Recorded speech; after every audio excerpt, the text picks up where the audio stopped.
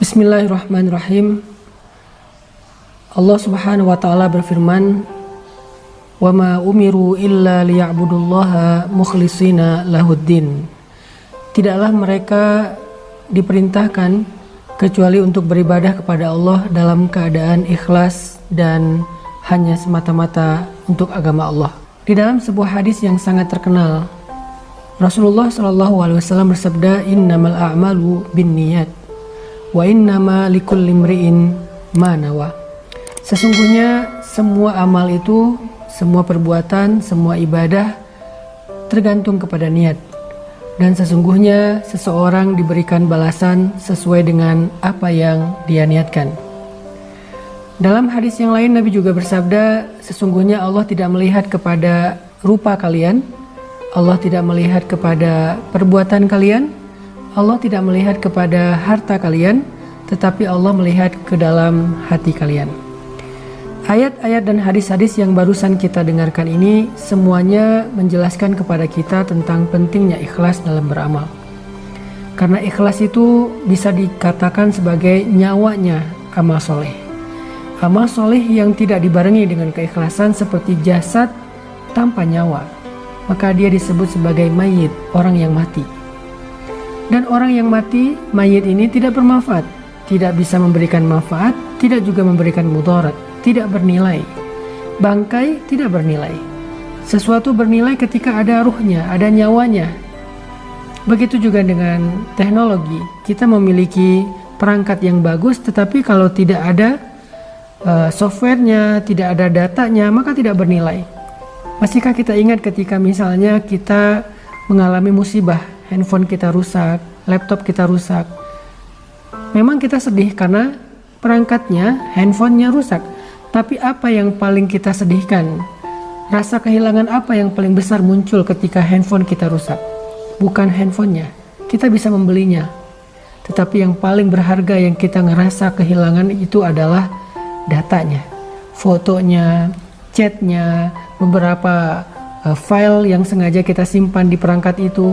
Itulah nilainya ikhlas di dalam amal. Sehingga kata Nabi, Allah tidak melihat perangkatnya, Allah tidak melihat packagingnya, casingnya, tetapi Allah melihat data yang ada di dalam perangkat tersebut. Kalau kita analogikan dengan perangkat ataupun handphone. Makanya niat ikhlas itu menjadi syarat yang sangat penting dalam beramal. Orang bisa saja beramal dengan amalan yang luar biasa sampai membuat malaikat merasa cemburu. Tetapi kalau niatnya melenceng, maka amalannya sama sekali tidak bernilai di mata Allah Subhanahu wa taala. Bagaimana cara kita belajar tentang ikhlas agar amal kita diterima oleh Allah dan Allah membalas kita pahala ataupun jaza balasan itu tergantung niat, bukan tergantung amalan.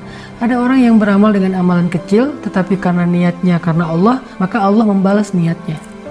Ada bahkan orang yang ketika beramal dia salah, dia keliru, dia lupa, tetapi niatnya benar, maka Allah memberikan dia balasan seperti niatnya, bukan seperti amalannya.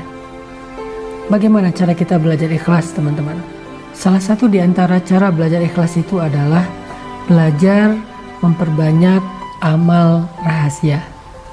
Karena amal soleh itu ada dua, ada sirran, ada alaniyatan. Ada sirran, ada jahran. Amal itu ada yang rahasia, ada yang tampak. Kita mungkin selama ini banyak sekali menampakkan amal-amal kita kepada makhluk, kepada manusia.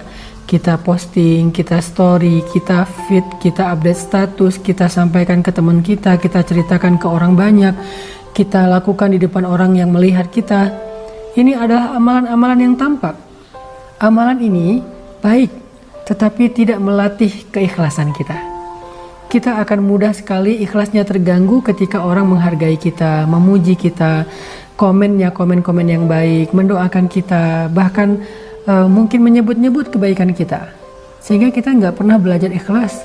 Ketika kita nggak belajar ikhlas, amalan-amalan yang tadi luar biasa bisa saja rusak dan tidak bernilai di mata Allah Subhanahu wa taala. Maka untuk belajar ikhlas itu, coba kita belajar menikmati amalan rahasia. Ini adalah kunci ikhlas yang luar biasa. Belajar menikmati amalan rahasia. Apa amalan rahasia? Amalan yang tidak ada yang tahu kecuali kita dengan Allah saja. Amalan yang bahkan mungkin orang terdekat dengan kita nggak tahu. Pasangan kita nggak tahu, orang tua kita nggak tahu, anak kita nggak tahu, sahabat kita nggak tahu, apalagi netizen nggak tahu. Cuman Allah kemudian kita saja yang tahu. Coba tanya sama diri kita masing-masing. Udah berapa banyak amalan yang kita lakukan secara diam-diam? Udah berapa lama kita melakukan satu kebaikan secara rahasia, biar Allah saja yang tahu. Kita sama sekali nggak ingin manusia tahu. Bahkan kita merasa sedih ketika ada orang yang tahu. Kita merasa sedih ketika ada orang yang mendapati atau melihat kita melakukan itu. Apalagi sampai dia menceritakan kepada yang lain. Kita akan bermohon kepada dia. Kita akan begging sama dia, please jangan ceritakan ini kepada siapa-siapa. Kenapa? Karena kita nggak ingin ada siapapun yang tahu. Disitulah kita belajar ikhlas. Tanyakan kepada diri kita, berapa banyak amalan yang kita lakukan secara diam-diam? Berapa banyak? Berapa lama? Disitulah kita belajar ikhlas. Kalau kita udah biasa menikmati amalan yang hanya kita tujukan di hadapan Allah, amalan zikir, sholat, tilawah, sedekah, kita lakukan secara dawam dalam waktu yang lama, dan kita tetap menjaga kerahasiaannya daripada manusia, insya Allah kita termasuk orang yang mukhlisin lahuddin. Orang yang seperti ini gak mudah digoda oleh syaitan. Makanya syaitan mengatakan, illa ibadakal mukhlasin, kecuali hambamu yang ikhlas. Itu sulit sekali itu digoda oleh syaitan. Dia susah digoda untuk ria, sombong, besar kepala, bangga diri, sum'ah. Gak bisa. Kenapa? Karena amalannya rahasia antara dia dengan Allah saja. Ada beberapa kalimat dari ulama yang luar biasa tentang bab ikhlas yang saya pernah mencatat. Di antaranya kata Imam Ibnul Qayyim Al-Jauziyah, ulama ul-wa'az, ulama yang sering memberi nasihat-nasihat yang luar biasa. Kata Imam Ibnul Qayyim Al-Jauziyah, orang yang beramal tetapi tidak ikhlas itu ibarat seorang musafir yang mengisi bawaannya dengan pasir dan batu, dan bawaan itu tidak bermanfaat bagi dia, hanya memberatkan punggungnya. Itulah orang yang beramal tetapi tidak ikhlas. Rugi ya, kita beramal capek-capek tetapi tidak bernilai di mata Allah Subhanahu wa taala. Ada juga cerita tentang zamannya Khalifah Harun ar-Rasyid, seorang khalifah Islam, raja Islam di masa Abbasiyah. Disebutkan bahwa di antara prajurit-prajurit Harun ar-Rasyid, para mujahid, para tentara, para pembela negara, di antara prajurit-prajurit Harun ar-Rasyid itu ada prajurit yang kalau di kita disebut Kopassus, pasukan khusus yang berjumlah 20.000 orang. Kenapa mereka disebut Kopassus, pasukan khusus? Bukan hanya karena mereka ahli, bukan karena skill mereka, tetapi yang luar biasanya Kopassus di zaman Harun ar-Rasyid ini disebut pasukan khusus. Pertama, mereka tidak tercatat di dalam catatan para prajurit secara resmi. Tidak dicatat. Kenapa tidak dicatat? Agar tidak diketahui oleh siapapun. Yang kedua, mereka tidak pernah mengambil gaji mereka, hak mereka, karena mereka sudah mengikhlaskan semua perjuangan mereka untuk diketahui oleh Allah saja dan mendapatkan jaza balasan hanya dari Allah saja. Itulah Kopassus di zaman Harun ar-Rasyid. Mereka tidak dicatat, tidak terdaftar, yang tahu hanya Harun ar-Rasyid, dan mereka beramal tidak ingin diketahui oleh siapapun, oleh rakyat Irak, oleh rakyat kaum muslimin, dan mereka tidak pernah mengambil gajinya. Luar biasa ya. Yang terakhir, ada 3 ciri orang yang ikhlas. Ciri yang pertama, orang yang ikhlas itu khauf minasyuhrah wal ihtimam ad-daim lin nafsi bitafrid. Al khauf minasyuhrah wa mahabbatul amal as-samit. Itulah ciri yang pertama. Orang yang ikhlas itu takut terkenal, takut diketahui orang, takut dibicarakan orang, takut dipuji orang. Kita kadang-kadang kecewa kalau ada kebaikan kita tidak dihargai. Tapi orang yang ikhlas justru takut ketika dihargai. Kita kadang-kadang ngerasa kecewa ketika amal baik kita itu tidak dipuji. Orang yang ikhlas justru takut dipuji, bahkan dia menangis ketika dipuji. Kita kadang-kadang ngerasa kecewa ketika ada yang kita lakukan luar biasa, tidak diketahui orang banyak, tidak di like, tidak di komen, tidak di view, tidak di repost. Orang yang ikhlas justru takut ketika di repost, takut ketika di view, takut ketika di like. Apakah kita seperti itu?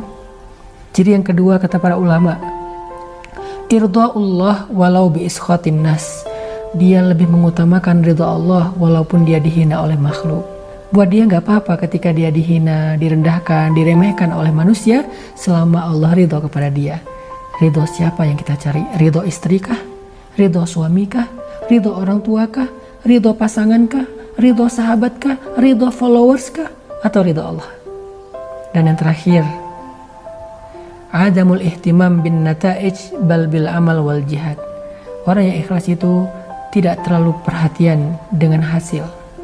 Ada orang yang ketika beribadah, berdoa, kemudian hidupnya tidak semakin membaik, kerjaannya tidak semakin sukses, karirnya tidak semakin melejit, dia kecewa dengan ibadahnya. Dia bertanya kepada Allah, ya Allah, kurang apa lagi dari saya? Seolah-olah Allah itu tidak menghargai kebaikan dia, ibadah dia. Ini bukan orang yang ikhlas. Orang yang ikhlas, dia beribadah kepada Allah, dia mengharapkan kebaikan di sisi Allah, tetapi hasil yang dia dapatkan dalam kehidupan dunianya tidak akan mempengaruhi semangat ibadahnya. Mudah-mudahan kita termasuk orang yang ikhlas di bulan Ramadan dalam semua amal-amal soleh kita.